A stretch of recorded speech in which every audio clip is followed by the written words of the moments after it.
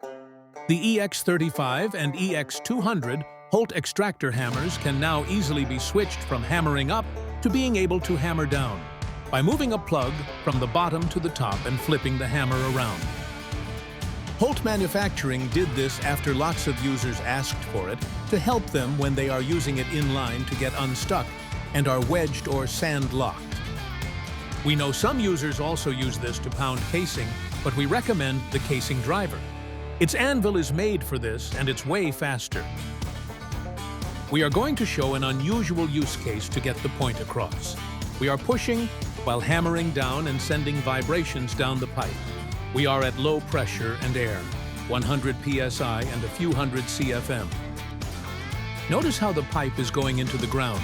You can see at times in the dirt and voids where it just pushes in, but other times where the extractor hammering down helps with gravel.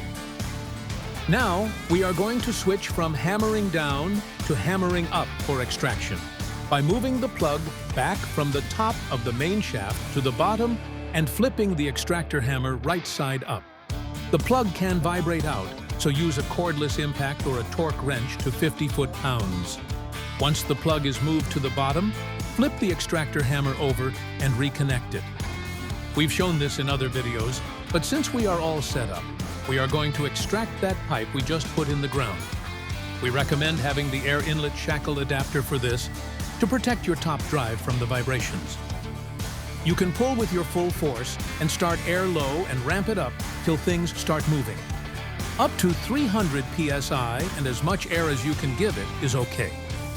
Once things are moving, and in most routine operations, you just need to take up slack. If you aren't using your winch line, be safe and make sure there is no chain or straps that can touch the extractor hammer. Be careful with your welds. If they break, the extractor can move around pretty violently.